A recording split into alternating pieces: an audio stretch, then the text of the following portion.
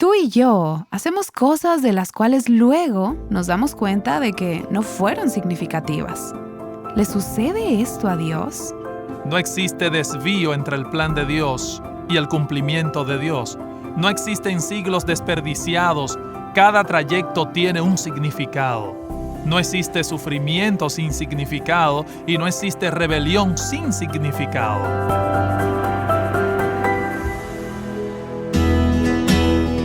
Estás escuchando Aviva Nuestros Corazones, con Nancy de Moss Wolgemuth en la voz de Patricia de Saladín. Hoy, 4 de junio de 2026.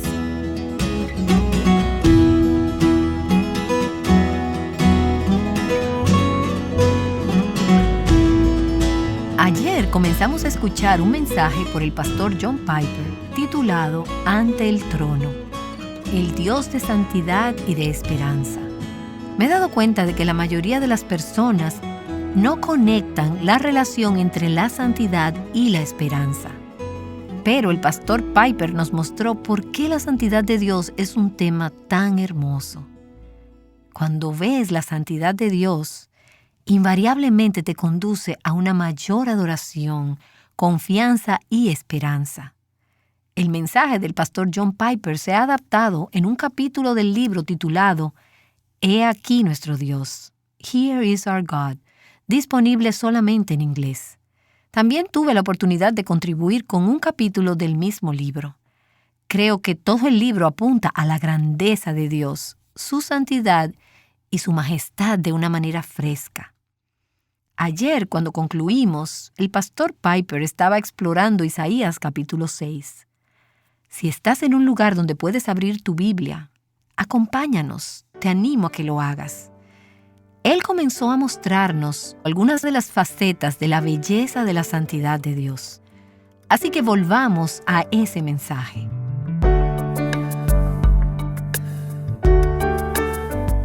Destello número 6. Dios es santo. En Isaías 6:3 se nos describe una visión. Y el uno al otro daba voces diciendo: Santo, santo, santo, es el Señor de los ejércitos. Y en el lenguaje se resalta la palabra santo. ¿Qué significa santo? En un sentido, cuando hayas terminado de definir santo, habrás dicho Dios es Dios. Pero debemos intentar. El lenguaje no se usó en vano. Muchas de ustedes han estudiado esto y saben que el significado de la raíz de esa palabra santo es cortar o separar. Así que una cosa santa es separada o cortada de otra cosa, y por lo general dedicada a otra cosa. Así que la santidad aquí consiste en que no es parte de lo común, de lo profano o impuro. Está dedicado a Dios. Así como leemos acerca de la Tierra Santa, asambleas santas, Sabbat santo, nación santa, vestiduras sagradas, ciudad santa, promesas santas, hombres santos, mujeres santas, santas escrituras, manos santas, beso santo, fe santa. Casi cualquier cosa puede ser separada para Dios, dedicado a Dios, consagrada a Dios, separada de lo común, de lo profano. Pero nota qué sucede cuando tratamos de aplicar esta definición a Dios. ¿Separado para? La deidad de Dios significa que Él es separado de todo lo que Él ha hecho. Hay una diferencia infinita y cualitativa entre Dios y todo lo demás que existe. Todo lo demás es hecho y depende de que Él lo sostenga segundo a segundo. Él es quien Él es. Moisés preguntó: ¿cuál debo decirles que es tu nombre? Diles: yo soy el que soy. Diles: yo soy, te mandó. Ese es mi ser esencial. Yo soy, y yo no dependo de nada fuera de mí. Todos ustedes son totalmente dependientes de mí. Yo no dependo de nada, estoy separado. Lo cual al final, hemos dicho, su santidad en este sentido es su deidad. Y eso no es malo, es un pensamiento correcto. Dios es absolutamente único en este sentido. Y el otro lado de su santidad es que las cosas santas se dedican para algo. No solo son cortadas de o separadas de, sino dedicadas a. ¿A qué vas a dedicar a Dios? No hay nada por encima de Dios a lo que Él deba ser dedicado. Es blasfemia pensar que la santidad de Dios consiste en su conformidad a algo distinto de sí mismo. Lo que significa que si hay algo como la santidad en el mundo, es Dios. Simplemente comienza allí. Dios no es bueno porque se ajusta a una ley por encima de Él. Él escribió la ley. Él no es santo porque cumple las reglas. Él las hizo. Él no es santo porque Él guarda la ley. La ley es santa porque revela a Dios. Dios es absoluto. Todo lo demás es derivado y dependiente. Entonces, ¿qué quieren decir cuando dicen santo, santo, santo? 3 veces santo. Creo que quieren referirse, haciendo mi mejor esfuerzo con el uso del lenguaje aquí, a que su santidad es completamente única, sui generis, de una sola clase, pura, esencial, que por lo tanto tiene un valor infinito. Entre más raro es un diamante, más valor tiene. Y si solo hay uno de un tipo, es valioso. Leí ayer en las noticias que uno de los libros de George Washington se vendió por $9 millones. ¿Por qué sucede algo como eso? Porque había solo un libro de esos. No habrá 2 iguales. No se puede duplicar. Tiene su caligrafía en él. Dios es infinitamente valioso, determinando Él el valor, la bondad y la verdad de todo lo demás. No puedo pensar en otra cosa en la vida que tenga mayor impacto en ti que el hecho de que creas esto.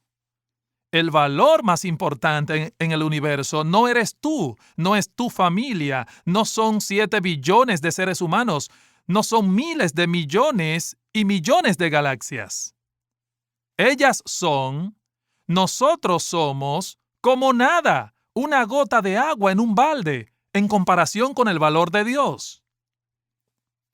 El principal problema en el mundo es que fallamos en sentir eso. Dios es infinitamente valioso. Él tiene un valor eterno. Cualquier otro valor tiene valor en proporción al reflejo de su valor. Esto lo cambia todo, absolutamente todo. Chuck Colson, despertando a una nueva experiencia de Dios y sentido de su majestad, Job despertando, Isaías despertando, el joven John Piper a los 23 años despertando y experimentando una revolución donde el valor, la supremacía, la majestad de Dios pasan a ser el centro de todo. Ya no hay ningún cuestionamiento sobre si Él tiene algún derecho. Nosotros no tenemos ninguno, y no teníamos ninguno antes de la caída. Los seres humanos y los ángeles no tienen derechos ante su Creador. Dios es recto y tiene todos los derechos. Él define lo que es recto. Él es recto y santo. Tú sabrás si has experimentado algo extraordinario cuando esto sea dulce para ti. Dulce. Voy a tratar de explicarte por qué en un momento. Destello número 7. Dios es glorioso. Mencionamos que Él es santo y ahora el último destello es Dios es glorioso. La desolación que se avecina, el temblor de la casa, el humo que va a descender sobre la casa, antes de que eso suceda, el serafín dice, Santo, Santo, Santo es el Señor de los ejércitos, toda la tierra está llena de su... ¿Qué palabra usa él? ¡Gloria! ¿Por qué? ¿Por qué no dijeron Santo, Santo, Santo, toda la tierra está llena de su santidad? porque este es mi mayor esfuerzo para comprender la gloria de Dios en la mente de Dios y la mente de Isaías, y en la mayoría de lugares en la Escritura, creo que su gloria es la manifestación de la santidad de Dios. La santidad de Dios es su incomparable perfección, su infinito e intrínseco valor. Cuando eso se hace público, cuando eso se exhibe, se llama en la Biblia la gloria de Dios. Dios es glorioso, significa que la santidad de Dios se ha hecho pública. Su gloria es la revelación abierta del secreto de su santidad. En Levítico 10:3 dice: «Como santo seré tratado por los que se acercan a mí, y en presencia de todo el pueblo seré honrado». Interesante. A los que se acercan a mí les mostraré mi santidad. Y su respuesta fue: glorioso, porque en el movimiento del intrínseco, eterno, infinito valor y perfección y pureza y maravilla trascendente de Dios, en el movimiento hacia afuera, lo que vemos es el resplandor de Dios, y esto se llama gloria en la Biblia. La gloria de Dios es el resplandor de su santidad. Cuando Dios se muestra a sí mismo como santo, podemos ver su gloria. La santidad de Dios es su gloria oculta, y la gloria de Dios es su santidad revelada. Ahora, finalizando con los 7 destellos, una última pregunta. ¿Qué tiene que ver todo eso con Jesucristo, el Hijo del Hombre encarnado, coeterno con el Padre? Juan 1:1. En el principio existía el Verbo, y el Verbo estaba con Dios, y el Verbo era Dios. ¡Dios! Este Dios tiene un nombre: Jesús. ¿Cómo se relaciona esta visión con el Jesús que conocemos en los Evangelios? Quien fue a la cruz y murió por los pecadores y resucitó para que pudiésemos hacer de esta visión el deleite insondable de nuestras almas. Y hay un lugar en el Nuevo Testamento que me impresiona por la manera en que muestra lo que hemos visto, y es Juan capítulo 12. Aquí, Juan, escribiendo la historia más exaltada de Jesús, menciona Isaías 6 en una parte, y en el mismo contexto menciona Isaías 53. Y concluiré intentando explicar lo que pienso que Juan está haciendo, para que esta visión no solo sea majestuosa, sino también dulce. En el versículo 10 de Isaías 6, Isaías se da cuenta que él debe tomar esta visión y predicarla con un efecto muy desalentador. Las personas estaban endurecidas. Haz insensible el corazón de este pueblo, endurece sus oídos y nubla sus ojos. Isaías está listo ahora. Él se había dedicado a Dios, reconoció su pecado, recibió el carbón de la purificación. Está preparado para ir a predicar esta visión. Y Dios dice: esto no va a salir muy bien. Esta visión endurecerá a las personas. Ese será el efecto sobre Israel. Vendrá un endurecimiento sobre Israel, pero al final del capítulo, cuando el árbol sea cortado, quedará algo de fidelidad. ¿Lo puedes ver al final del versículo 13? Un retoño quedará cuando el roble sea derribado, y la última parte: así será la cepa de ella, la simiente santa. Un retoño quedará cuando el roble sea derribado, y la última parte: así será la cepa de ella, la simiente santa. ¿Qué significa eso? Hay un remanente, y éste dará fruto. El tronco será cortado, pero algo acontecerá. Cuando llegas al capítulo 53, que conoces bien, ¿qué puedes ver? Creo que ves la semilla, el siervo afligido, rechazado y despreciado por el hombre, varón de dolores y familiarizado con el dolor. Por lo tanto, la descripción de la semilla en el capítulo 53 de Isaías es la imagen de Cristo en sufrimiento, miseria y aflicción, y nadie quiere mirarlo. Lo contemplarán sin ninguna belleza, deformado. Y es por esa razón que el capítulo comienza también con el desaliento. ¿Quién ha creído a nuestro anuncio? Y podemos ver en el capítulo 6, nadie escuchará esta exaltada visión. Y también observamos en el capítulo 53, ¿quién tuvo en cuenta que él fuera cortado de la tierra de los vivientes por la transgresión de mi pueblo? ¿A quién correspondía la herida? Ellos no escucharán. En el Evangelio de Juan, el ministerio público de Jesús termina al final del capítulo 12. Y el resto es sobre él hablando con los discípulos acerca de su muerte. En el capítulo 12 concluye el ministerio público, pero Juan nos dice, ¿por qué no han creído? ¿Por qué hay tanta dureza en el pueblo de Israel? ¿Por qué Jesús está siendo rechazado por lo que Él es y por los mismos líderes a quienes Él vino a traer su reino? Juan menciona a Isaías para responder su pregunta. Él no solo utiliza el versículo 10 del capítulo 6, el cual esperaríamos que utilice, él utiliza los versículos 1 al 2 del capítulo 53. Creció delante de él como renuevo tierno, como raíz de tierra seca. No tiene aspecto hermoso, ni majestad para que le miremos, ni apariencia para que le deseemos. ¿Quién ha creído a nuestro mensaje? Y ellos le rechazaron. Las personas lo rechazaron. Así que, ¿qué nos está revelando Juan? Él intenta mostrarnos que Jesús es el cumplimiento de esa visión majestuosa en el capítulo 6. Él es el cumplimiento del siervo afligido en Isaías capítulo 53. Él los ha reunido en su encarnación humilde, proclamando, yo y el Padre somos uno. Y si me ven a mí, han visto al Padre. Y sin embargo, se presenta a sí mismo como un humilde siervo en aflicción que se pone de rodillas para lavar los pies de sus discípulos, y ambos son rechazados.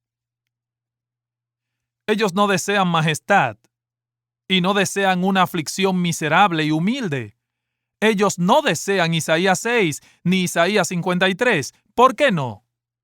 Juan responde esta pregunta en Juan 12:43, porque las personas amaban más el reconocimiento de los hombres que el reconocimiento de Dios. Si tuviera una oración para ti, sería que no se dijera de ti, esa mujer ama la gloria de otras mujeres. Eso se sabe por la forma de vestir. Ama más la gloria de los hombres que la gloria de Dios. De vuelta a Juan capítulo 5, versículo 44, Jesús dice, ¿cómo pueden creer en mí cuando reciben gloria de parte de otros y no buscan la gloria que viene de parte del único Dios? La fe en Jesús es imposible para aquellos que desean la aprobación de otras personas más de lo que desean conocer y disfrutar de la gloria de Dios. No lo pueden hacer. Si estás tan desesperadamente necesitada que vives cada segundo de la gloria de los demás, mujeres y hombres, verás esta visión y la rechazarás, y solo mirar el miserable humilde siervo Jesús te causará repulsión, porque te aleja de tu propia gloria. Tienes que decidir amar esa gloria o la tuya. Esa es la respuesta a la pregunta de Juan. ¿Por qué? En los días de Isaías y sus días, y yo diría que en nuestros días también, las mujeres no aman Isaías 6 o Isaías 53. No quieren un Dios que tenga autoridad sobre ellas. Y no quieren un Salvador afligido que implica que ellas tomen su cruz y lo sigan, y se arrodillen y laven los pies de otros. no quieren ninguno de los dos, y Jesús es ambos. Lo que nos lleva a una última observación. La última razón por la cual Jesús fue rechazado fue ¿por el pecado del hombre o por el plan de Dios? Porque el Hijo del Hombre no vino para ser servido, sino para servir y para dar su vida en rescate por muchos. Marcos 10:45. Por eso Él vino. Por eso la Trinidad estuvo de acuerdo uno con el otro. El tiempo ha llegado, Hijo. Ve y haz la maravillosa obra de morir por nuestro pueblo, lo que significa que serás rechazado. Será de esa manera. De esa manera está escrito. No existe desvío entre el plan de Dios y el cumplimiento de Dios. No existen siglos desperdiciados. Cada trayecto tiene un significado. No existe sufrimiento sin significado y no existe rebelión sin significado. ¿El pueblo de Israel sería olvidado porque rechazó al Mesías? ¿Por qué este endurecimiento vino sobre Israel? ¿Será desechado este pueblo del pacto? Pablo responde, no.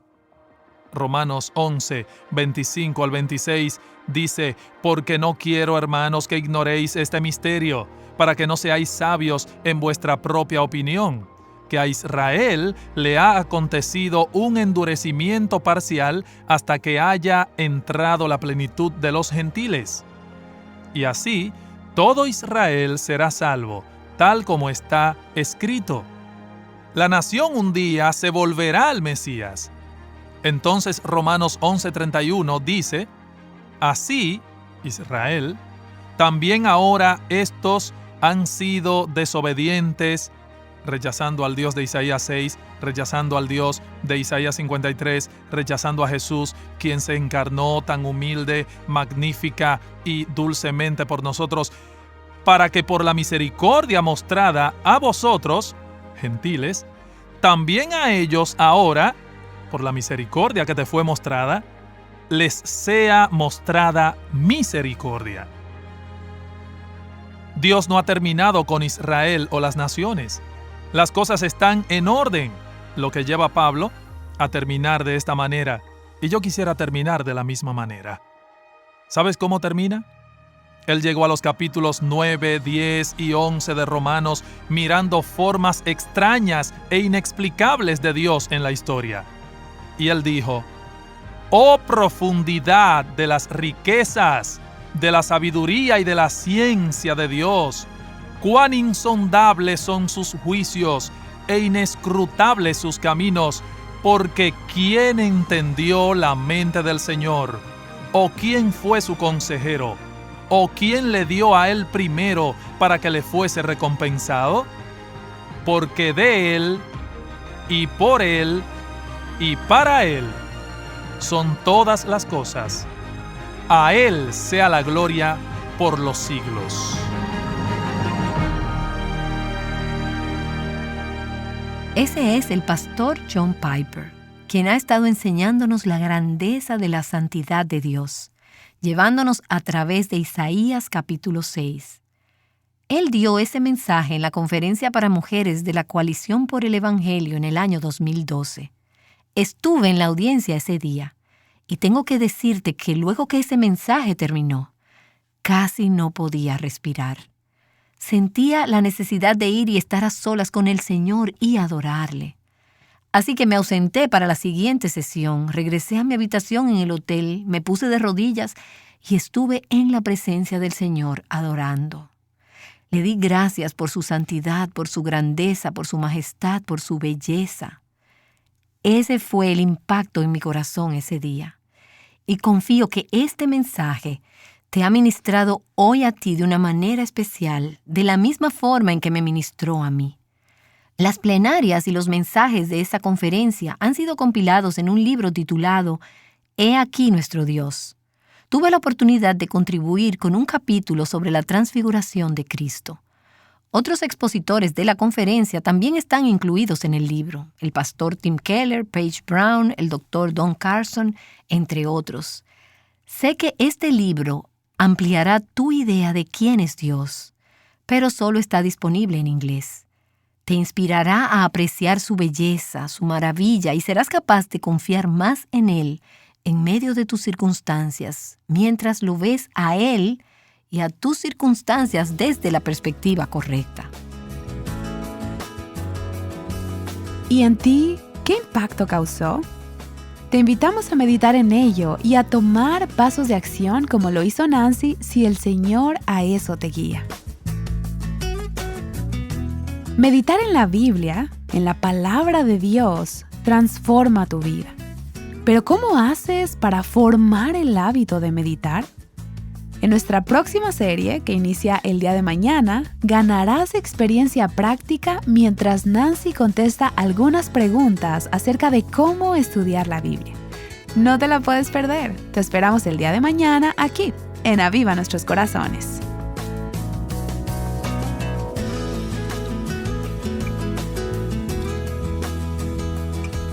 Llamándote a deleitarte en la belleza de la santidad de Dios.